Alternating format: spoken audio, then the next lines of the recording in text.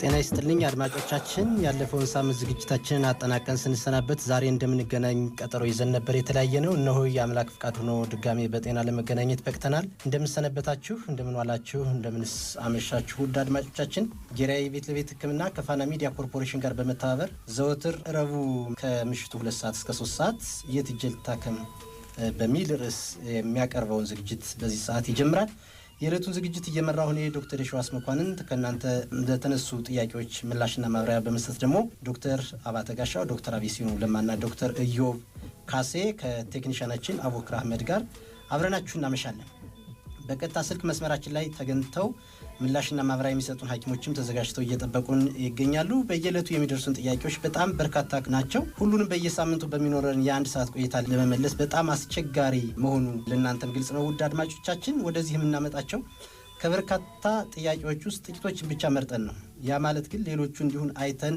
እናልፋቸዋለን ማለት ሳይሆን በተለያዩ የመገናኛ አውታሮቻችን በቴሌግራም በፌስቡክም ጌራይ ቤት ለቤት ህክምና ያላችሁ እየገባችሁ እያንዳንዱ ጥያቄ በየቀኑ እንለጥፍላችኋለን ጥያቄዎቻችሁን እዛ ማግኘት ትችላላችሁ ያለፋችሁን ፕሮግራም ደግሞ የትጀል ታከም ብላችሁ በእንግሊዘኛም በአማርኛም ዩቲዩብ ላይ እየጻፋችሁ ያለፋችሁን ፕሮግራም መከታተል ትችላላችሁ ሁላችሁም ሁሌም አብራችሁን ስለምትሆኑ እና ስለምታበረቱን ከልብ እናመሰግናለን የጤና ጉዳይ ፋታ ይሰጥምና ወዳጅ ዘመዶቻችሁ የጤና መረጃዎች እንዲደርሷቸው ሁሉንም የማህበራዊ ትስስር ገጾቻችን አጋሯቸው ጥያቄዎቻችሁን አስተያየታችሁን በእነዚህ ትስስር ገጾቻችሁ በኩል ታደርሱን ትችላላችሁ እስከ ዝግጅታችን ፍጻሜ ድረስ አብራችሁ እንድትሆኑና እንድትሳተፉን በአክብሮት ጋብዘናችኋል ከመሸጋገሪያ በኋላ እንገናኛለን እናመሰግናለን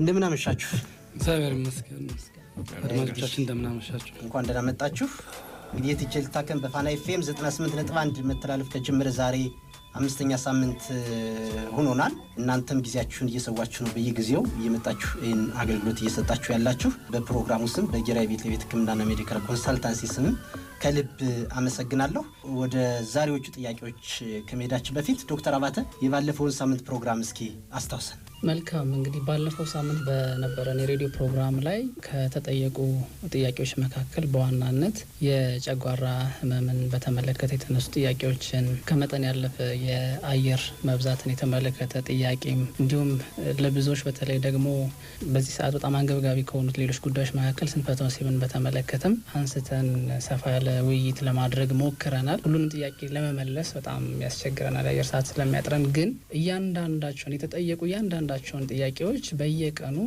በተለያዩ የማህበራዊ ትስስር አማራጮቻችን በተለይም በቲክቶክ ቴሌግራም በፌስቡክ እና በሊንክድኢን የማህበራዊ ድረገጾቻችን ሁሉንም ጥያቄዎች በየቀኑ የአድማጮቻችንን የተጠየቁ ጥያቄዎችን መልስ እናስቀምጣለን ስለዚህ አድማጮቻችን አንደኛ ያለፈው ሳምንት ፕሮግራምን ያለፋቸው ካሉ ዩቲዩብ ቻናላችን በአማርኛም ይሁን በእንግሊዘኛ የትጀል ታከም ብለው ሰርች ቢያደርጉ ቢፈልጉት ያገኙታል እዛ ላይ ሁሉንም ፕሮግራሞቻችንን ስለምናስቀምጥ ያለፋቸውን ፕሮግራም መለስ ብለው ቢመለከቷቸው ብዙ ያተርፉባቸዋል ብለን እናምናለን በተጨማሪም ደግሞ ቅድም የዘረዘርናቸውን ማህበራዊ ትስስር ገጾቻችንን በደንብ ይከታተሉ በየቀኑ ጥያቄዎቻቸውን ዘርዘር ያለ መረጃ አካተን እዛ ላይ ያሰፈርንላቸው ነው በየቀኑና ዛሬ አምስተኛ ሳምንታችን ነው ይሄንን የትጀል ታከም የተሰኘ ሬዲዮ ፕሮግራማችን ከጀመርን የዚህን የሬዲዮ ፕሮግራማችን ከጀመርን አንስቶ እንዲሁም ደግሞ በነበረን አጠቃላይ የህክምና አገልግሎት ቆይታ ብዙ ነገሮችን ተመልክተናልና ከተመለከትናቸው ከታዘብናቸው የተወሰኑ ነገሮችን አውጣተን ዛሬም እናካፍላችኋለን ከመሸጋገሪያ በኋላ ጥያቄዎቻችሁን እንመልሳለን እነዚህን ጉዳዮች እንዳስሳለን ከመሸጋገሪያ በኋላ እንገናኛለን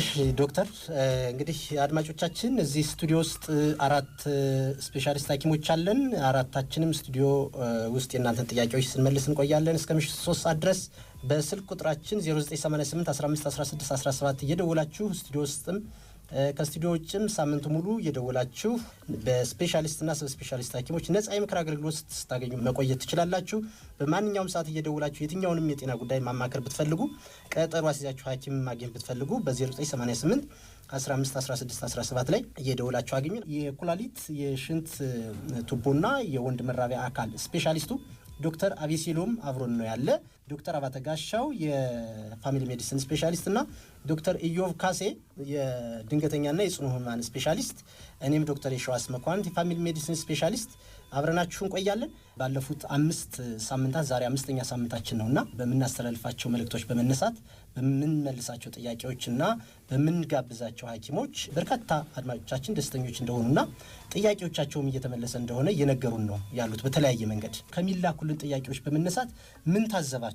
ዶክተር አባተ ጋር ልጀምር እስኪ። በጣም ጥሩ። እኔ አንድ የተመለከትኩት ነገር ይህንን የሬዲዮ ፕሮግራም በደንብ የሚከታተሉ ስራዬ ብለው ጊዜያቸውን ሰጥተው የሚሰሙን የሚያደምጡን ብዙ በርካታ አድማጮቻችን አሉ።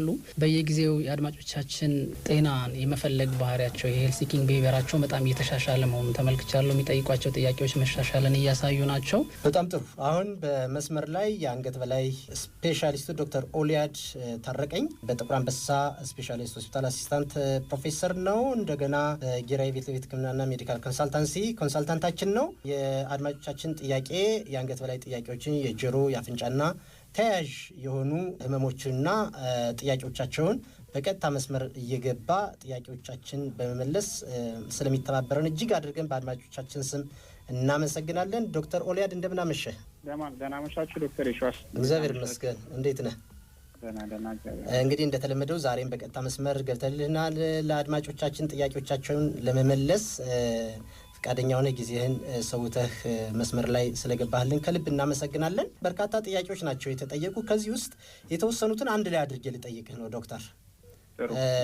ይኸው ምንድነው የመጀመሪያው ጥያቄያችን እህቴ 32 ዓመቷ ነው። ከአንድ ዓመት በላይ የቆየ በሁለቱም በኩል የጆሮ ህመም አጋጥሟት ታክማ ነበር። ፈሳሹና ህመሙ ቢጠፋም አሁንም የመስማት ችግር አለባት። ምክንያቱ ምንድነው? ምንስ ብናደርግ ይሻላል ይላሉ አድማጫችን። ከዚሁ ከአዲስ አበባ ነው 093982 ብሎ 46 የሚጨርስ ስልክ ቁጥር ነው። ከዚህ ውጭ ሌላው ተመሳሳይ እንደዚሁ በጆሮ በሚጠራቀም ፈሳሽ ምክንያት ችግር አለብኝ። ችግር ምን ሊሆን ይችላል ብለው የጠየቁን አድማጫችን ምን ይላሉ? የጆሮ ችግር ነበረብኝ። በቀዶ ህክምና የተወሰነ ቢስተካከልም የሚቀር የቀዶ ህክምና አገልግሎት እንዳለ ተነግሮኝ ህክምናውን ላገኝ አልቻልሁም። ይህንን የጆሮ ቀዶ ጥገና አገልግሎት የት ማግኘት ይችላለሁ ይላሉ። ከአሰላ አካባቢ የጠየቁ ጥያቄያችን ናቸው። ሶስተኛው ጥያቄ እንዴት ናችሁ ካሉን በኋላ ችኛዋ ደግሞ ህፃን ነች። የአክስቴ ልጅ 5 ዓመቷ ነው። ጆሮዋ ይመግላል፣ ሽታም አለው። ሆስፒታል ታክማ ነበር። ይጠፋል ይመጣል። ህፃን ሆና ነው የጀመራት ይሉናል። 0962 87 ብሎ 29 የሚጨርስ የስልክ ቁጥር ነው። ስለዚህ አሁን እነዚህ ሁሉ ጥያቄዎች አብዛኞቹ ብዙ ጊዜም በየሆስፒታሉም በየኦፒዲው የምናገኛቸው ኬዞች ናቸውና በጆሮ ውስጥ ፈሳሽ መጠራቀም ከዛ በኋላ ከታከሙ በኋላ ደግሞ ደጋግሞ መምጣት ከምን አኳያ ሊሆን ይችላል? ዶክተር እስኪ ይህንን አጠር አድርገህ ለአድማጮቻችን አቅርብልን። እሺ፣ አመሰግናለሁ ዶክተር ይፋስ። በአጠቃላይ እንግዲህ የጆሮ ፈሳሽ ወይም መግል መፍጠር የሚነግረን አንድ ነገር ነው። ያም የማዕከለኛው የጆሮ ክፍል ኢንፌክሽን እንዳለ ነው። ያው በእንግሊዝኛው አጠራር ክሮኒክ ኦታይቲስ ሚዲያ የምንለው ነው። ክሮኒክ ኦታይቲስ ሚዲያ ያው በሕክምናው ስንለው በሁለት እንከፍለዋለን። አንደኛው ፈሳሽና የመስማት ችግር ብቻ ይዞ የሚመጣ ነው። ሁለተኛው ደግሞ ከፈሳሽ ከመስማት ችግርም አልፎ ደግሞ የውስጠኛ ጆሮ ክፍልን አጥንቶቹን እንዲሁም ደግሞ እዛ አካባቢ ያሉ አየር ብቻ ሊኖራቸው የሚገባቸውን ኤርሴሎች ሊያጠቃና ሊጎዳ የሚችል ወይም ኮሌስቲያቶማ የምንለው አይነት የማዕከለኛ ጆሮ ውስጥ ችግር ነው። አሁን ካልካቸው መካከል የመጀመሪያው ታካሚያችን ያላቸው የሚመስለው ኮሌስቲያቶማ የምንለው የማዕከለኛ ጆሮ ክፍል የኢንፌክሽን አይነት ነው። ምክንያቱም በቀዶ ሕክምና ታክሞላቸው ፈሳሹና ህመሙ ቢጠፋላቸውም የመስማት ችግሩ ያልተስተካከለበት ሁኔታ እንደዛ ነው የሚሆነው። ስለዚህ በአጠቃላይ የጆሮ ፈሳሽና መግል ማምጣት የሚነግረን ዘላቂ የሆነ ክሮኒክ የሆነ የማዕከለኛው ጆሮ ክፍል ኢንፌክሽን መኖሩንና መፈጠሩን ነው። ያ ክሮኒክ ኢንፌክሽን መኖሩ ደግሞ ይዟቸው የሚመጣቸው ጉዳቶች ይኖራሉ። ከዛ ውስጥ አንደኛው የመስማት ችግር ነው። ሌላኛው ህመም ነው። ሌላኛው ደግሞ በዘላቂነት ሽታ ያለው ፈሳሽ ይዞ መምጣት ነው። ሌላኛው ችግር ምንድን ነው? የጆሮ ታምቡር መቀደድም እንዳለ ይነግረናል። ተደጋጋሚ በተለይ ደግሞ ህፃኗ ላይ የተጠቀሰው ምልክት ተደጋጋሚ የሆነ የጆሮ ፈሳሽ መኖሩ ጆሮ ታምቡሩ መቀደዱንና በትንሹ ልጆች ደግሞ በተደጋጋሚ የጉንፋን የላይኛ የአየር ቧንቧ ኢንፌክሽን ይገጥማቸዋል። በዛ ምክንያት ተደጋግሞ ፈሳሽ ያመጣል። ፈሳሽ ጆሮ ውስጥ ውሃ ጆሮ ውስጥ በሚገባበት ሰዓትም ተደጋጋሚ የሆነ ፈሳሽ ይዞ ይመጣል። ስለዚህ ጆሮ ታምቡር መቀደዱን ይነግረናል። አጠቃላይ የጆሮ ፈሳሽ ምክንያቶች እነዚህ ይሆናሉ። ሕክምናው ወሰኑት ሕክምና ያገኙና እንደው ከሕክምናው በፊት ዶክተር በብዛት ይሄ ጆሮ ታምቡር መቀደድና በተደጋጋሚ እየተመላለሰ ይመጣ ስር የሰደደ የጆሮ ህመም ያለባቸው ፈሳሽ የሚፈሳቸው በተለይ ህፃናት ላይ በጣም ይበዛል እና አጋላጭ ምክንያቶች ምንድናቸው? በጣም ጥሩ።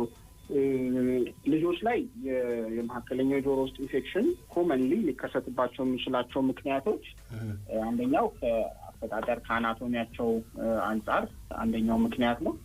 ያም ምንድነው?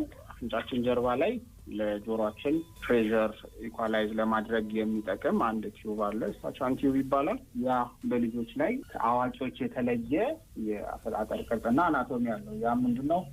በስፋቱ ሰፊ ነው። በተፈጥሮ ደግሞ ክፍት ሆኖ ነው የሚቀመጠው። ይህም ደግሞ ከአፍንጫችን ጋር ቀጥታ የሆነ የመገናኘት ቁርኝት አለው። አዋቂዎች ላይ ሲሆን ረዥም ይሆናል። ባይ ዲፎልት የተዘጋ ነው። እንዲሁም ደግሞ የተለያዩ ጡንቻዎችና ካርቲሌጆች እዛ አካባቢ ዲቨሎፕ ስለሚያደርጉ በተፈጥሮው ዝግ ሆኖ ይቀመጣል። ህጻናት ላይ ግን በቀላሉ ክፍት የሆነ ስለሆነ ማንኛውም የላይኛው የአየር ቧንቧ ኢንፌክሽን ጉንፋንም ሊሆን ይችላል። በተለያዩ ቫይረስ ምክንያቶች የሚመጣው ኢንፌክሽን በቀላሉ ወደ ጆሮ የመዝለቅ እድል ይኖረዋል። ስለዚህ ወደ ሕክምናው እንሂድ። ሕክምናው ጋር ስንመጣ ሕክምናው በመጀመሪያ የሚሆነው ያለውን ኢንፌክሽን በመድኃኒት ማከም ነው የሚሆነው። እንዲሁም ደግሞ በዘላቂነት ችግር እንዳይፈጠር ጥንቃቄዎች ማድረግ ነው። ፈሳሽ ወደ ጆሮ እንዳይገባ፣ እንዲሁም ደግሞ የተለያዩ ባዕድ ነገሮች ወደ ጆሮ እንዳይጨመሩ ምክር መስጠት ነው። በመድኃኒት ከታከመ በኋላ ግን በኢንፌክሽን ምክንያት የሚመጣ የጆሮ ታምቡር መሰንጠቅ ወይም መቀደድ ዘላቂ ሕክምናው በቀዶ ጥገና የተቀደደውን ጆሮ ታምቡር ማስተካከል ነው የሚሆነው። አንዳንድ ጊዜ ይህ ሰርጀሪ ስቴጅ ተደርጎ ሊሰራ ይችላል። አንደኛው ታካሚያችን የጠየቁት የመጀመሪያውን ሰርጀሪ ተደርጎላቸው ሁለተኛው ሰርጀሪ ስላልተደረገላቸው ይመስለኛል። ስለዚህ የመጀመሪያው ሰርጀሪ ኢንፌክሽኑን ማጥራት ይሆናል። ኢንፌክሽኑ ከጠራ በኋላ ደግሞ የመስማት ችግሩን ለማስተካከል የተቀደደው የጆሮ ታምቡር በሌላ ስጋ የመለጠፍ ቀዶ ጥገና ይደረግላቸዋል ማለት ነው። በጣም ጥሩ ዶክተር። ስለዚህ አድማጮቻችን በዚህ መልኩ አጥር ያለ ትንታኔ ተሰጥቷችኋል። ዶክተር ኦልያድ በቀጥታ መስመር ተገኝተህ መልስና ትንታኔ ስለሰጠህን ለአድማጮቻችን በአድማጮቻችን ስም ከልብ እናመሰግናለን። እሺ ታካሚዎቻችን አመመን የሚሏቸው በብዛት የሚጠይቋቸው ጥያቄዎች አሉና ከዛ ውስጥ የመጀመሪያው ጨጓራዬን አመመ የሚሉ ታካሚዎች በጣም ይበዛሉ። ሁለተኛ ደግሞ የወገብና የጎን ህመም አለብኝ የሚሉ ታካሚዎች በጣም በርካታ ናቸው። ሶስተኛ ስንፈተ ወሲብን በተመለከተ ከወሲባዊ ጤንነት ጋር በተያያዘ የሚነሱ ጥያቄዎች በጣም ብዙ የፈረሱ ትዳሮች እንዳሉ፣ በጣም ዘግናኝ የሆኑ ነገሮች ራስን እስከ ማጥፋት ድረስ ውሳኔ ሊያስወስኑ የሚችሉ አሁንም የተቀበልናቸው በጣም ብዙ ጥያቄዎች አሉ። አባላዘር በሽታን በተመለከተ አምስተኛ የአንገት በላይ ያሉ የሰውነት ክፍሎቻችን ላይ በተለይ ደግሞ ጆሮ ላይ ያሉ ጥያቄዎች በጣም በርካታ ናቸው። ሌላ የአእምሮ ጤናን በተመለከተ የሚጠየቁ በጣም በርካታ ጥያቄዎች ናቸው። ስለዚህ የት ላይ ትኩረት አድርገን መስራት እንዳለብን ሁሉ ያመላከቱ ናቸውና ለዛሬ የተወሰነ እንዲሁም ምክንያቱ ምንድነው በጣም ብዙ ሰው ጨጓራዬን አመመኝ ይላልና የተወሰኑ ነገሮችን እስኪ ከዛ ቀጣይ ሌሎችን ደግሞ በየሳምንቱ አንዳንድ ነገሮችን እንላቸዋለን። ስለዚህ ከምን አንጻር ሊሆን ይችላል ጨጓራዬን አመመኝ የሚሉት ዶክተር ይየው? ብዙ ሰዎች ሌላ ህመም ይዘው መጥተው ሆስፒታል ስንጠይቃቸው ጨጓራ ህመም እንዳለባቸው መድኃኒት ሲታዘዝላቸውም ጨጓራ ይነካ ላይ ነካ የሚለውን ነገር ያጣራሉ፣ ይጠይቃሉና ብዙ ሰዎች የጨጓራ ህመም ተጠቂ እንደሆኑ ያው ከምናያቸው ምልከታዎች መገንዘብ ይቻላል። ጨጓራ ህመም በምን ሊመጣ ይችላል የሚለው አንዳንድ ጊዜ በብዛት ካኗኗራችን ብንነሳ ለምሳሌ ብዙ ጊዜ ትኩስ ነገሮችን ደጋግሞ መውሰድ፣ በተለይ ቡናን 3-4 ጊዜ ደጋግሞ መውሰድ ይኖራል። የሚያቃጥሉ ባህላችን ላይ ብዙ ጊዜ የሚያቃጥሉ ምግቦችን እንመገባለን። እነዚህ ነገሮች ያጋለጣሉ። ሌላ ደግሞ አንዳንዴ እንዲያውም ካልተቃጠለ የበላ ሁሉም አይመስለው አለ አይደል? እውነት ነው። የወንድነት መለኪያም ተደርጎ የሚወሰድ ይመስለኛል አይደል? አንድ ጓደኛ አለኝ እንዳለ የሁላችን ቃሪያ ሰብስቦ ይላልና ይሄ በጣም ይገርመኛል። እኔ በባህሪዬ እንዴት እንደሆነ አላውቅም፣ የሚያቃጥል ነገር አልወድም፣ መቃጠልም አልፈልግም። ስበላ ምሳ እየበላሁ መቃጠል አልፈልግም። ግን የሚያቃጥሉ ነገሮችን በጣም እናበዛለን ይመስል በጣም ስፓይስ የሆኑ በጣም የሚያቃጥሉ የሚለበልቡ ነገሮችን እና አንዱ እሱ የአመጋገባችን ስርዓት እውነት ነው። አንዳንድ ጊዜ ምግብ ፍላጎትንም ለማምጣት ለማለትም አድርጎ በብዛት እሱን የሚጠቀሙ ስንገባበዝም እኮ ትኩስ ነገር ምናምን ነው የምንባባለው። ሌላ ሀገር ላይ ተሞክሮ ያላችሁ አላችሁ ዶክተር አብይ ሲሉ በዚህ ዙሪያ ላይ ትኩስ ነገር ብዙ ጊዜ ስንገናኝ ትኩስ ነገር ምን ይምጣ ነው የምንባባለው። ሻይ ቡና ነው የሚባለው። ትኩስ ነገሮች በጣም ይዘወተራሉ። ባህላዊ የምግብ ዝግጅቶቻችንን ከተመለከትናቸው ሁለቱንም በተለይ የፍስጉንም የጾሙንም የምግብ አዘገጃጀት ስናየው ቅመማ ቅመሞች፣ በርበሬዎች በጣም ይበዙበታል እንደምታውቁትና እሱም እንደ አንድ ምናልባት ሊታሰብ ይችላል። አልኮል አብዝቶ መጠቀምም ደግሞ ሌላኛው የሚያጋልጥ ምክንያት ሊሆን ይችላል። አልኮል መጠጣት አዘውትሮ መውሰድ። በእኛ ሀገር ግን የአልኮል አወሳሰድ እንዴት ነው? አንዳንድ ሀገራት በተለይ ደግሞ ይሄ የአልኮል መጠጦችን የሚሸጡ አካላት ሲወቅሱን እሰማለሁ ብዙ ጊዜ። እንዲያውም አሁን ቆመ እንጂ የአልኮል ማስታወቂያ በተመለከተ ቀንሰዋል። የሆነ ሰዓት ላይ ኢትዮጵያ ይሄን ያህል ፐርሰንት የምትጠጣው ገና ኬንያ ጋር ለመድረስ ይሄን ያህል ይቀራታል ምናምን ያሉ ማስታወቂያ ሁሉ የሚሰሩ አካላት ነበሩና ጥናቶች እንደው በብዛት ባይኖሩም የተወሰኑ የተሰሩ ጥናቶች አሉና ዩኒቨርሲቲ ተማሪዎች ላይ ሳይቀር እስከ 22% የአልኮል የመጠጣት ምጣኔው ሬቱ እዛ ድረስ ይደርሳል። በጣም ከፍተኛ የሚባል ነው። በተለይ ወጣቶች ላይ ጠቅላላ ማህበረሰቡ ላይ እስከ 23% ይደርሳል የሚሉ አሉና አልኮልም እንደዚሁ በቀላሉ ማንተው አንዳንዴ በገጠሩም ይሄ የአልኮል ይዘቱ በጣም አነስተኛ ቢሆንም ምንም ውሃ መጠጣት የማይፈልጉ ሰዎችም በጣም ብዙ ናቸውና አመጋገባችንን በተመለከተ አይታችሁ ከሆነ ቅድም ዶክተር አባተም እንዳልከው በተለይ በዓላት ላይ አብዛኛው ማህበረሰብ ስናየው ስጋ የሚያበዛ አይደለም። በእርግጥ ከጀመርነው አንዴ የገባው ስጋ በዓል ላይ በቃ እሱ እስኪያልቅ ድረስ እሱን ብቻ ምን በላው መቀላቀል ሁሉ ያለብን አይመስልንም አንዳንዴና የአመጋገባችን አንዱ አስተዋጽኦ ይመስላል። ጥያቄዎች በጣም የሚበዙበት ምክንያት አንዱም እሱ ጥናቶች የሚያሳዩት እሱ ስለሆነ፣ ሌላው ደግሞ ብዙ ጊዜ ያው በምን ስሜት ይኖረናል፣ መድኃኒቶች ይታዘዙለታል። የተለያየ ስም ሊኖራቸው ይችላል። በተለይ ኤንኤስኤድስ የምንላቸው መድኃኒቶች የተለያዩ ያሉ። አንድ ቦታ ላይ አንድ መድኃኒት ይጀምራል፣ ሌላ ቦታ ሌላ መድኃኒት ይገዛል።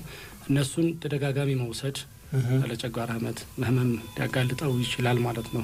ሌላኛው ሐኪም ያዘዘላቸው መድኃኒቶች በአግባቡ አለመውሰድ ነው፣ ጨጓራ ይባላሉ። ስለዚህ ለሱ የሆነ ቦታ መድኃኒት ታዘላቸዋል። በአንድ ቀን በሁለት ቀን ቶሎ ለውጥ ማየት ይፈልጋሉ። ካልሆነ ደግሞ መድኃኒቱን ይጥሉትና እንደገና ሌላ ነገር ነው የሚሞክሩትና እንደሱ ደግሞ ሌላኛው ለጨጓራ ህመማቸው መባባስ እንዲጋለጡ ወይም ደግሞ እንዲባባስ ሊያደርጋቸው ይችላል ማለት ነው።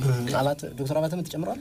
መድኃኒት በተመለከተ ስታነሳ አንድ ነገር ትዝ አለኝና በተለይ እኔ ባለኝ ኤክስፔሪየንስ በጣም ወጣት የሚባለው የማህበረሰብ ክፍል ላይ ተደጋጋሚ የሆነ የጨጓራ ህመም ይዘው ይመጣሉና ይሄ ነገር እንዴት ነው የሚል ነገር እንዳስብ አድርጎኛል። ከዚህ በፊት ያልነበረ ነገር ሞር አሁን ሰዎቹ ሄልቲኪንግ ቢሄቪየራቸው በጣም ጨምሮ ይሆን እንደዚህ የሆነው ወይስ ደግሞ ጨጓራ ላይ ምን የተከሰተ በርደን አለ፣ ኤክስትራ በርደን ምን ተጨመረ የሚል ነገር ጫና ምን አለ የሚል ነገር እንዳስብ አድርጎኛልና አሁን ላይ መድኃኒት ኦልሞስት ልክ ጉልት ላይ እንደሚሸጥ ሽንኩርት፣ ድንችና እንደዛ የመሳሰለው ነገር ማንኛውም ቦታ ላይ የሆነ ሰው ያለ ሐኪም ማዘዣ መድኃኒቶችን የመውሰድ ገዝቶ የመጠቀም በተሰማው ቁጥር ራሱን በራሱ መድኃኒት ከፋርማሲ ወስዶ የማከም ቴንደንሲ አለና እንዲህ አይነት የፒል በርደኖች ሌላው ጨጓራ ላይ ሌላ ተጽዕኖ ሊያሳድሩ ከሆነ በጣም ብዙ ፋርማሲ ቦታ ላይ አንዳንዴ ስሄድ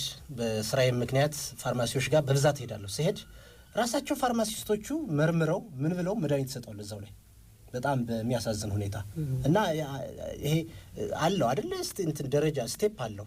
የሆነ የምትጠቀመው አንቲባዮቲክስ አለ። ከዛ በኋላ ከፍ ያልስተድ ምናምን ከዚህን ጊዜ በፊት ይሄን መድኃኒት ተጠቅመህ ነበር ተጠይቆ ነው የሚሰጠውና እንዲያረጋህ በቃ ይሄን ውሰድ ተብሎ ነው የሚሰጠው። ይሄን ውሰድ ተብሎ ነው የሚሰጠው። አንድ እሱ ነው። አንዳንድ ጊዜ ታካሚዎቹ ራሳቸው በሽታቸውን ራሳቸው ዲያግኖስ አድርገው ያለብኝ ጨጓራ ነው ይሉና የጨጓራ መድኃኒት ላይሆን ይችላል ማለት ነው። ላይሆን ይችላል። ለምሳሌ ጨጓራ ያለበት ቦታ ብዙ ጊዜ ከእምብርታችን በላይ እምብርት አካባቢና ከእምብርታችን በላይ የሚገኝ ህመም ሁሉ ጨጓራ ማለት አይደለም። የሚመጡት ምልክቶቹም ከጨጓራ በላይ ካለ ከጉሮሮአችን ተወቃሹ የሰውነት ክፍል ጨጓራ ነው በብዛት በቃ ጨጓራ ይባላል እንጂ ውስጥ ላይ ያለ የቆሽት ህመም ሊሆን ይችላል። የሐሞት ከረጢት ያለ ህመም ሊሆን ይችላል። ከሱ ጋር ተገናኝቶ ደግሞ ሌላ ከሱ በታች ያሉ ሌላ አንጀታችን ህመሞች ሊሆኑ ይችላሉና የሚያመጡት ስለዚህ ሁሉን ነገር ጨጓራ የተባለ ምልክቶች የጉሮሮ ህመም ቢሆን እንደዛ የልብ ህመም ሊሆን ይችላል። ስለዚህ አንዳንድ ጊዜ ምልክቶቹ ማቅለሽለሽ፣ ማስታወክ፣ በተለይ በእድሜያቸው ትንሽ ገፋ ያሉ ሰዎች ከሆኑ ይችላል። ቀለል ተደርጎ ልክ ዶክተር አባት እንዳለው ፋርማሲ ጨጓራ ላይ ያለው የጨጓራ መድኃኒት ሲላቸው የሚያመጣው የጎንሽ ጉዳት ያን ያክል ነው በማለት እንዲሁ ዝም ብለን ልንሰጠው እንችላለን እና ታካሚውን ላላስፈላጊ የከፋ በሽታ እንዲጋለጥ እናደርገው እንችላለን። እስከ ህልፈተ ህይወት በጊዜው ደግሞ ተገቢውን ምርመራ አድርጎ ተገቢውን ሕክምና እንዳያገኝ ልናደርጋቸው እንችላለን ማለት ነው። ብዙ ጥያቄዎች ተጠይቀዋል። ብዙ ጥያቄ ነው የተጠየቀው ከጨጓራ ጋር። እንግዲህ አንደኛው አድማጫችን ከደረቴ ጋር ልቤን ውጋት ይሰማኛል፣ ሆዴን ይነፋኛል ምንድን ነው ብሎናል። ይሄ አድማጫችን እንግዲህ ባለፈው ሳምንት ለጨጓራ ህመምንነትና ምልክቶቹ ዝርዝር ያለ መረጃን ስለሰጠን የዩቲዩብ ቻናላችን ገብቶ ቢመለከት ምን መሆኑን መረዳት ይችላል። ሌሎች ግን በጨጓራ ምክንያት በአጠቃላይ እንደተሰቃዩ ብዙ መድኃኒት ቢወስዱም ለውጥ እንዳላገኙ የመሳሰሉ ችግር እንዳለባቸውና መፍትሄ እንድንሰጣቸው እንድናመላክቻቸው ይጠየቁን አሉ። እንግዲህ ያው ብዙዎቹ ጥያቄዎቻችን ጾታ፣ እድሜ፣ ህመሙን ያክል እንደቆየ ተያዥ ምልክቶች ይኑሩ አይኑሩ፣ ያደረጉት ምርመራና የህክምና ሂደት ምን እንደነበረ ምንም መረጃ አልሰጡንም። ግን በአጠቃላይ በሰጡን መረጃ ላይ ተመስርተን የተወሰነ መረጃ እናጋራቸው። በጣም አንገብጋቢ ጉዳይ መስሎም ነው የታየነው። ቢሮ ውስጥም እየመጡ ሲያማክሩ ከነበሩ ሰዎች በጣም ብዙዎቹ እነዚህ ቅድም ያልናቸውና ከጨጓራ ጋር የተያያዙ ናቸው። በጣም ብዙ ቦታ ይሄዳሉ፣ ይታከማሉ፣ መድኃኒት ይወስዳሉ። ከመድኃኒት በፊት ወይም ከምግብ በፊት 30 ደቂቃ ቀደም ብላችሁ ሰዱ ይባላሉ። የጨጓራው መድኃኒት ግን በቀን 2 ስለተባሉ ምሳም ቁርስ ከበሉ በኋላ ወይ መድኃኒቱን ወስደው ከጨረሱ በኋላ ጠዋት 4 ሰዓት 5 ሰዓት የሚወስዱ አሉ። ሲንክሮናይዝ ማያደርጉ አወሳሰዱን አንድ ላይ ማያገናኙ ከምግብና ከመድኃኒት ጋር። ከዛ አንጻር ነው እንግዲህ ይሄ ወደዚህም የተመለስ ነው። በጣም ተደጋጋሚ ቪዲዮዎች እንትኖችም ሰርተናል። አዎ በነበሩን ፕሮግራሞች ላይ ማቅረበናል። ግን በርከት ስላሉ የተወሰነ መረጃ እናካፍላቸው። በጣም ጥሩ ዶክተር ቀጥል። እንግዲህ ያው ለአድማጮቻችን ይህንን ጥያቄ ለጠየቁንም ለሌሎች ይህንን ፕሮግራም ለሚያደምጡ አድማጮቻችን 20 በመቶ የሚሆነው የማህበረሰብ ክፍል በህይወት ዘመኑ በሆነ አጋጣሚ የጨጓራ ህመም ተጠቂ ሊሆን ይችላል። ይሄ ጥናቶች ዳታዎች የሚያሳዩት ነው። በመጀመሪያ እንግዲህ ምን ያክል ማህበረሰብ ክፍል ላይ እንደሚከሰት መረዳት ያስፈልጋል። የህመሙ ምንነትና ምክንያት በትክክል መታወቅና ሌሎች ተመሳሳይ ምልክት ያላቸውን የበሽታ አይነቶች ምልክቱ ብቻ ስላለ እዛ ቦታ ላይ ጨጓራ ብለው የሚያስቡ ይኖራሉ። ግን ቅድም ያው የቆሽት ብግነት ወይም ኢንፌክሽን፣ የጨጓራ ቁስለት፣ ቃር፣ የጨጓራ ባክቴሪያዎች፣ የሐሞት ከረጢትና እንደዚህ አይነት የመሳሰሉ ችግሮች ይኖራሉና እነሱ አለመኖራቸውን ማረጋገጥ ይገባል። እንደ እድሜያቸው ቢለያይም እንግዲህ የጨጓራ ባክቴሪያ ምርመራ፣ የኢንዶስኮፒ፣ የሆድ አልትራሳውንድና የመሳሰሉትን ማሰራት ሊኖርባቸው ይችላል።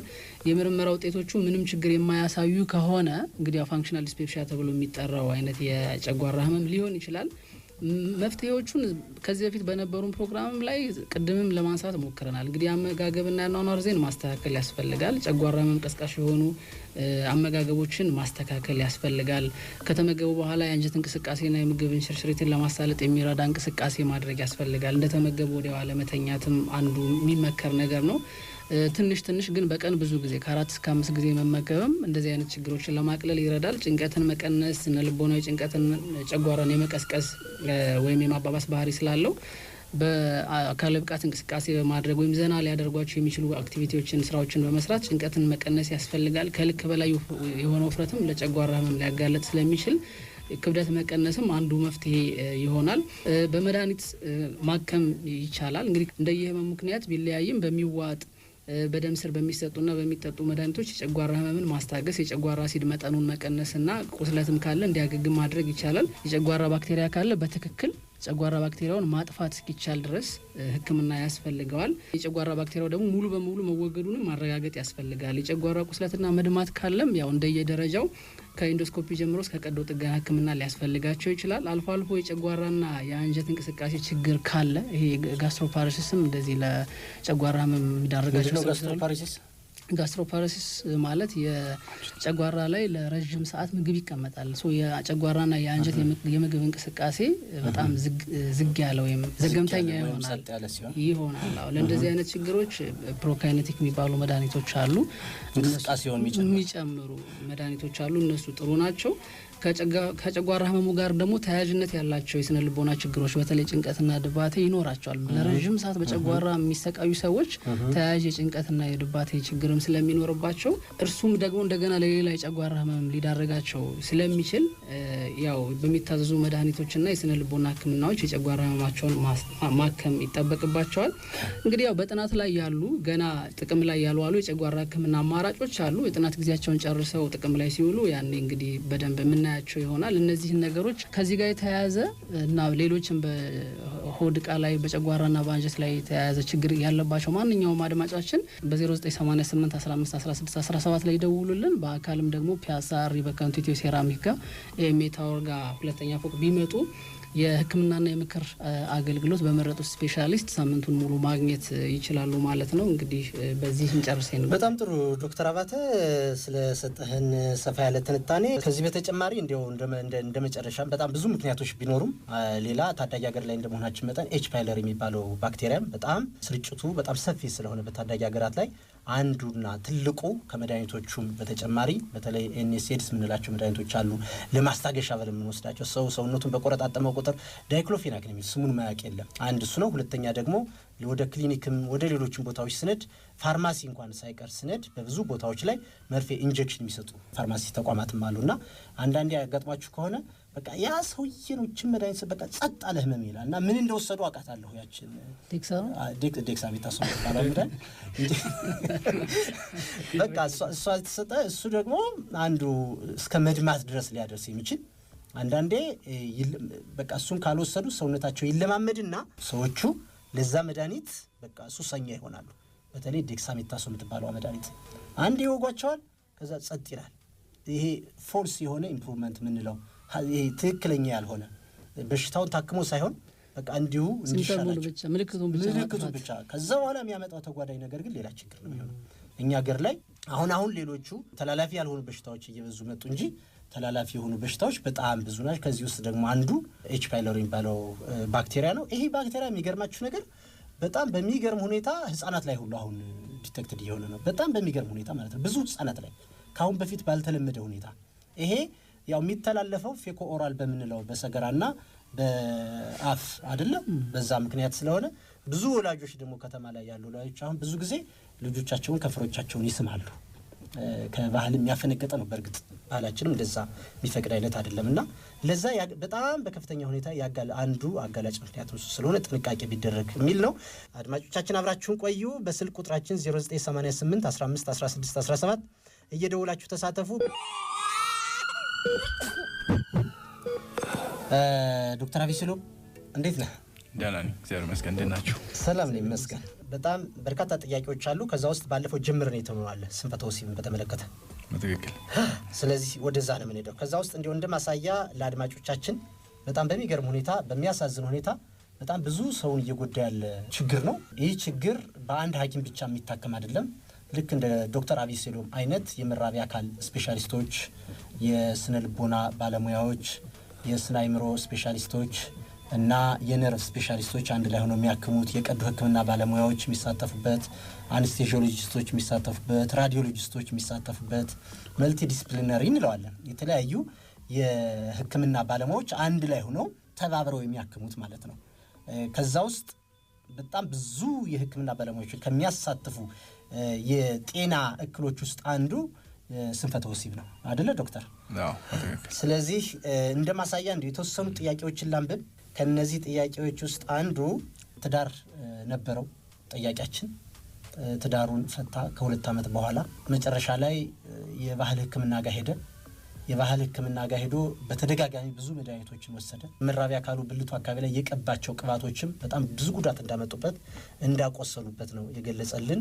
አሁን ትዳር መመስረት አልቻለም። 32 ዓመቱ ነው። በጣም ቶሎ ያፈሳል ወይም ደግሞ መቆም አይችልም። ሌላኛው ጥያቄያችን ደግሞ ተመሳሳይ ይዘት ያለው ሆኖ በዚህ ሳምንት ጥያቄው ካልተመለሰ ራሴን አጠፋለሁ የሚል መንፈስ ያለው ጥያቄ ነው የላከልንና ዶክተር አቢሲሎም ስለ ስንፈተ ወሲብ ምክንያቶች ገለጻ ሲያደርግ መስማቱ ሕክምና አለው ለካ ብሎ ራሱን ለማጥፋት ወደ ኋላ እንዳለ እዚሁ በ8222 የላከልን መልእክት ያሳያል። እንደውም ጥያቄው ራሱ ስናነበው በጣም ነው የሚገርመው።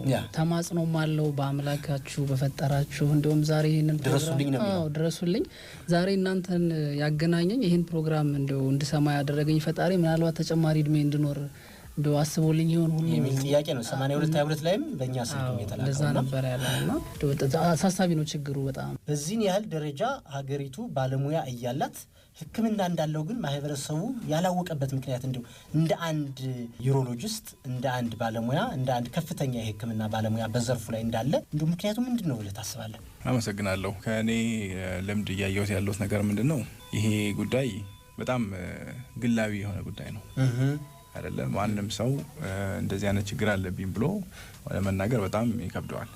ከዛም በኋላ ደግሞ ያው ትዳር ላይ በጣም እንግዲህ በምትረዳ ባለቤት ከሌለችው ያ ሰው ኢቭን በሌላ መንገድም ሊታይበት ይችላል። ወይ ከኔ ጋር አልፈለገም እኔን አልፈለገም ሌላ ሰው ለምዶ ነው ምናምን የሚባል ነገር ነው የሚሄደው ቀጥታ እንጂ ሪሊ እንደ ችግር ታይቶ በሽታ መሆኑን ራሱ ማያውቀው ሰው ብዙ አለ። ከዛ ጋር በተያያዘ መንገድ ደግሞ ያው ብዙ ሰው በተለያዩ ቦታዎች ላይ ይሄ ነገር እናክማለን የሚሉ አንዳንድ ጊዜ በትክክል አንዳንድ ጊዜ ደግሞ በተሳሳተ መንገድ እናክማለን የሚሉ ሰዎች ጋር ሰው እየሄደ ውጤት ሳያገኝ ሲቀርም በብዙ በቃ ተስፋ የመቁረጥ ስሜት ይፈጠራል። እነዚህ ነገሮች ይመስሉኛል እና ዞሮ ያው አይደለም ለማያውቁት ለሐኪም ለጓደኛ የማይነገርም ሚስጥር ነው አንዳንድ ጊዜና ያ ይመስለኛል እንጂ በጣም የስንፈተ ወሲብ ወይም ይሄ ብልት የመቆም ችግር በጣም ኮመን የሆነ ነገር ነው። ኦልሞስት 50 ዓመት ላይ ከሆኑ ወንዶች ውስጥ በተወሰነ ደረጃም ቢሆን በጣም በከፍተኛ ደረጃም ቢሆን በተወሰነ ደረጃም ቢሆን እስከ 40% 50% ያሉት ላይ በመጠኑ ሊከሰት የሚችል ነገር። ስለዚህ 40 ዓመትና ከዛ በላይ የሆናቸው ሰዎች የሆናቸው 100 ሰዎች ቢኖሩ 50ዎቹ ድረስ ሊከሰት ይችላል። 50ዎቹ ድረስ የተወሰነ ደረጃ አሁን ሙሉ በሙሉ አልፎ በህይወት ዘመንስ በህይወት ዘመን ብዙ አብዛኛው ወንድ ለአጭር ጊዜም ሆነ ለትንሽ ቀናትም ሳምንታትም ሊከሰት የሚችል በተለያዩ ምክንያቶች ሊከሰት ይችላል። ግን ከዚህ ጋር እንዲው ዶክተር አንድ ላይ ያይዘህ ለአድማጮቻችን እንዲው ዛሬ ሰፋ ያለ ጊዜ ነው መስጠት ያሰብነው ይሄንን ጥያቄና አያይዘህ እንድትመልስልን እንደው ልክ የባህል ሕክምናው ላይ የተሰራውን ያህል በዚህ በዘመናዊ ሕክምና በቂ የሆነ የምርመራ ዘዴዎች የምርመራ መሳሪያዎች በቂ የሆኑ ሐኪሞችና ባለሙያዎች በትክክል መታከም እንደሚችል ግን እንደው ለማህበረሰቡ አድርሰናል ብለህ ታስባለህ? ትክክል አልሰራንበት። ሕክምናው የንግግር የመድኃኒት እና የቀዶ ሕክምና ቀዶ ጥገና ሕክምና ሊሆን ይችላል። በመርፌ የሚሰጥ ሕክምና ሊኖር ይችላል እና ከንግግር ሕክምናውና ከቀዶ ጥገና ወይም ደግሞ በመርፌ ከሚሰጠው ሕክምና ውጭ ያለውን የመድኃኒቱን በተለይ አንድ መድኃኒት በጣም ብዙ ሰዎች ያውቃሉ።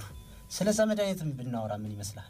ላለፉት 17 ዓመታት ሕክምናው ላይ ቆይቻለሁ። ከላብራቶሪ ጀምሮ በጠቅላላ ሐኪምነት በስፔሻሊስትነትም ቆይቻለሁ እና በዛ ምክንያት የሚመጡ በድንገተኛ ክፍል የሚመጡ ታካሚዎች አሉ። ከመጠን በላይ ወስደው መውሰድ የማይገባቸውን ያህል እየወሰዱ ሌላ የሰውነታቸው ክፍል ላይ ችግር ደርሶባቸው የሚመጡ አሉና ስለዛ መድኃኒት ማህበረሰቡ ከከተማ እስከ ገጠር ያውቁታል። ስሙን ያውን በብራንድ ስሙ ነው የሚያውቁትና ስለዛ መድኃኒት እናወራልና ስለ ሕክምናው አጠር አድርገህ ንገረን። ተለምዶ ስንፈተ ወሲብ የምንለው የብልት የማቆም ችግር ስንጀምረውኛ ኖርማሊ ምንድነው የሚለውን ራሱ ትክክለኛ ስም ለመስጠት ታካሚው እንግዲህ ሐኪም ጋር መጥቶ ወይ ግንኙነት ለማድረግ በቂ የሆነ የብልት መቆም አላገኝም ወይም ከቆመ በኋላ ደግሞ በበቂ ሁኔታ አይቆይልኝም ማለት ይሄ መርካት ሳይፈጠር ግን ተመልሶ የመማሸሽ ነገር ካለ አንዳንድ ሰው ላይ ደግሞ ብልቱ ይቆማል ግን በቂ አይደለም ግንኙነት ለማድረግ በማይበቃ ደረጃ ብቻ ከሆነ የሚቆመው እነዚህ ነገሮች ናቸው እንግዲህ የብልት መቆም ችግር የምንላቸው። ባለፈው ሳምንት እንደተነጋገር ነው ያው በዋነኝነት ይሄ የደም ፍሰት ችግር ነው አብዛኛው ሰው ላይ በተለይ እድሜያቸው የገፉ ሰዎች ላይ ያው በስኳር ምክንያት በኮሌስትሮል ምክንያት በበቂ ስፖርት እንቅስቃሴ ባለማድረግ በሚወስዷቸው መድኃኒቶች ምክንያት የእነዚህ አይነት የደም ፍሰት ችግር ሊፈጠር ይችላል። ወጣቶች ላይ አብዛኛውን ጊዜ የሚፈጠረው የአእምሮ ጭንቀት ጋር ተያይዞ ነው እንጂ ሰውነታቸው ላይ ብልታቸው ላይም ሆነ አእምሯቸው ላይ ምንም አይነት ችግር ኖርበት አይደለም። ግን ጭንቀት ይኖራል። በተለይ ደግሞ አዲስ ሙሽራዎች ሆኑ አዲስ ከጓደኛቸው ጋር ግንኙነት የጀመሩ ሰዎች ስለዛ በጣም ስለሚጨነቁ በቂ የሆነ ደም ፍሰት ላይሄድላቸው ስለሚችል ከጭንቀቱ ጋር ተያይዞ የሚመጣ ነገር ይኖራል። ስለዚህ በአጠቃላይ እንደው ለሕክምናው ከሰው ቢለያይም ምክንያቱም አሁን ለምሳሌ የ18 ዓመት ወይም የ20 ዓመት ሰው ቢመጣና የ60 ዓመት ሰው ቢመጣ እኩል አንድ አይነት ነገር አናክምለትም። ግን እንደው በአጠቃላይ ሕክምናዎቹን እንደው ለመጥቀስ ያህል በዋነኝነት ከመድኃኒት በፊት ራስ ላይ መስራት ያስፈልጋል። ያ ማለት ደግሞ አእምሮ ላይ መስራት ያስፈልጋል። በተለይ ቋሚ የሆነ የትዳር ጓደኛ ወይም የፍቅር ጓደኛ ያላቸው ሰዎች ከሆኑ አብረው ሆኖ ጭንቀቱን በሚቀንስ ሁኔታ ግንኙነታቸውን መጀመር ያስፈልጋቸዋል። ከዛ በተጨማሪ ደግሞ ግለሰቡ ያው ጤንነቱ መጠበቅ ያስፈልጋል። ሰውነት ውስጥ ያለውን ኮሌስትሮል፣ ስኳር መጠን ማስተካከል ስላለበት ቋሚ የሆነ በሳምንት 3 ጊዜ ስፖርት መስራት አስፈላጊ ነው። ያ ለወጣትም ለትልቅ ሰውም ከመድኃኒት በላይ ጥቅም አለው።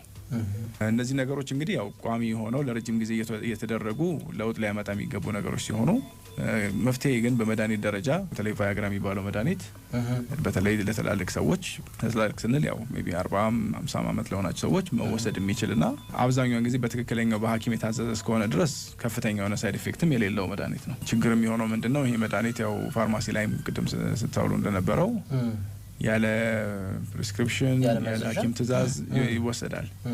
እንደዛ ሲሆን ደግሞ አንዳንድ መድኃኒቶች አሉ ከሱ ጋር በጭራሽ በፍጹም ሊወሰዱ የማይገቡ በየፋርማሲው ነው እንደው እንትን ለማለትም አሰስ ለማድረግ እየሞከሩ ነበርና መግባቢያ ራሱ አላቸው ወጣቶች መጥተው በየፋርማሲው የሚጠይቋቸው እና መጥቶ አንዳንድ ቦታ ላይ መጥቶ ከቆመ በቃ ስጠይ ማለት ነው ይሰጠዋል። በቃ ዝም ብሎ ይቆማል። ከዛ አንዳንድ ቦታ ላይ ደግሞ በፊታቸው ብቻ በእንትን ባይናቸው ይግባባሉ። አንዳንድ ቦታ ላይ ቀስ ብሎ በጆሮ ሹክ ይለዋል። ስለዚህ ወጣቶቹ መግባቢያ ያላቸው እና ይሄ እንደው ዝም ብሎ በቃ እንደው ይሄ ዘው ብሎ ፋርማሲ ሄዶ ይሄ መድኃኒት እየገዙ መውሰድ በተለይ ደግሞ በ20 ዓመት በ30 ዓመት ውስጥ በ20ዎቹ ውስጥ በ30ዎቹ ውስጥ ያሉ ሰዎች ምን አይነት ችግር ሊያጋጥማቸው ይችላል ዶክተር? ያው እንግዲህ ሲጀመር እነዚህ መድኃኒቶች በዋነኝነት የሚሰሩበት መንገድ ወደ ብልታችን የሚሄደውን ደም ብዛቱን መጨመር ነው። ስለዚህ አሁን ወደ ብልታችን ብልቱ እንዲቆም የሚያደርጉ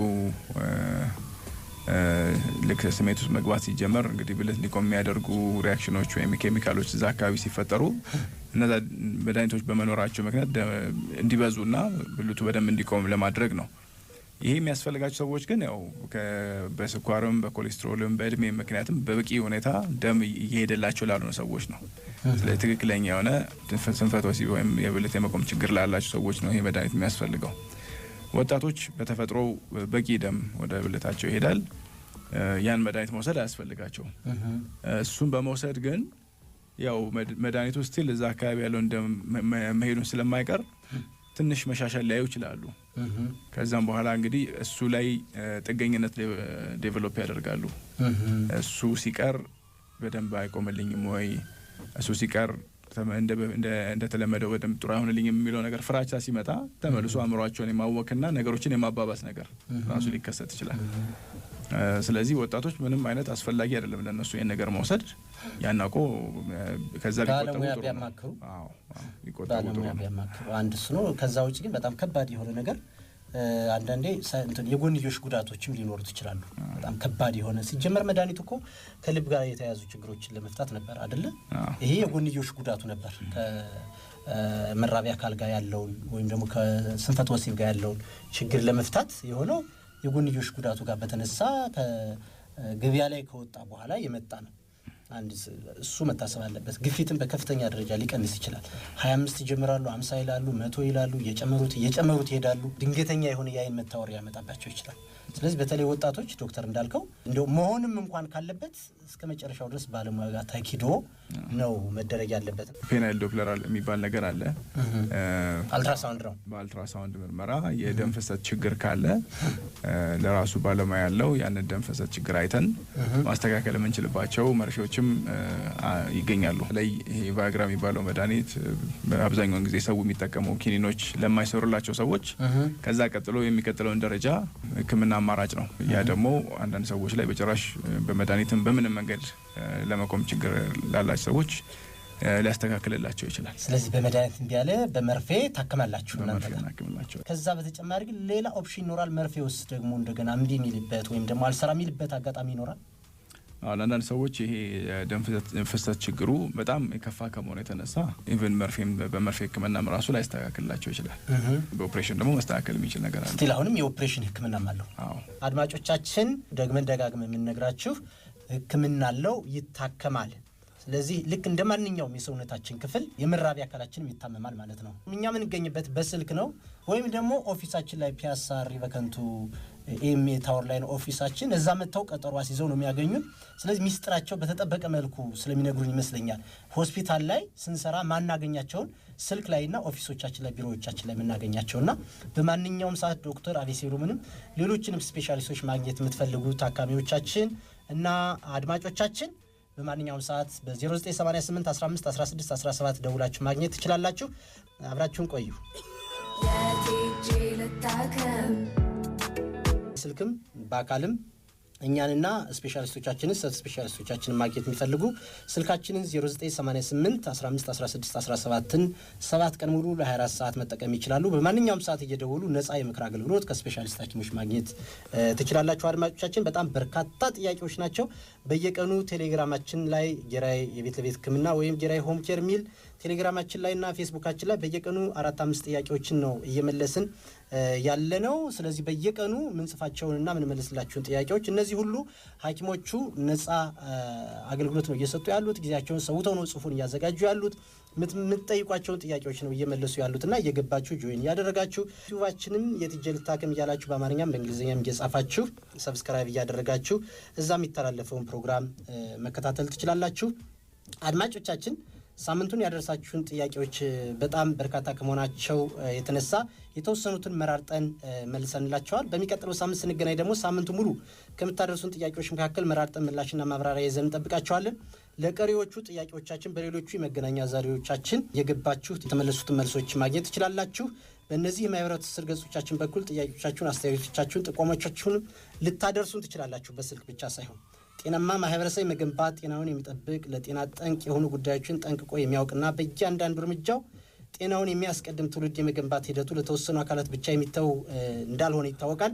እኛም በየሆስፒታሉ በርካታ ህሙማን ከመንከባከብ ባሻገር ወደ ሬዲዮ ፋና የመጣ ነው ይህንን ጥረት ለማገዝ ነው። በጤናው ዘርፍ የተሰማራችሁ የጤናውን ዘርፍ የምትመሩ አሊያም ሌሎች ለጤናው ዘርፍ አስፈላጊውን ድጋፍ የምታደርጉ ተቋማትና ግለሰቦች አብረን ብንሰራ ውጤታማ እንሆናለን ብለን እናስባለን።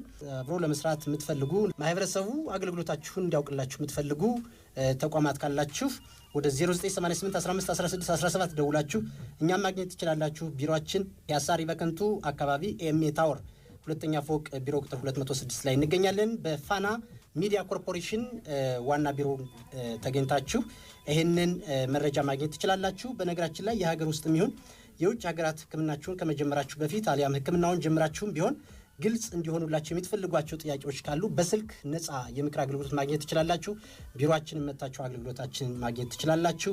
አብራችሁን ስለቆያችሁ እናመሰግናለን። እኔ ዶክተር የሸዋስ መኳንንት ፋሚሊ ሜዲሲን ስፔሻሊስት፣ ዶክተር አበተጋሻው ፋሚሊ ሜዲሲን ስፔሻሊስት፣ ዶክተር አቢሴሎም ለማ የኩላሊት የሽንት ቱቦና የወንድ መራቢያ አካል ስፔሻሊስት፣ ዶክተር ዮብ ካሴ የድንገተኛና የጽሁማን ስፔሻሊስት አብረናችሁ ነበርን። ዶክተር ኦሊያር ታረቀ ከስቱዲዮ ውጭ መልሶቻችሁን ሲመልስ ቆይተዋል።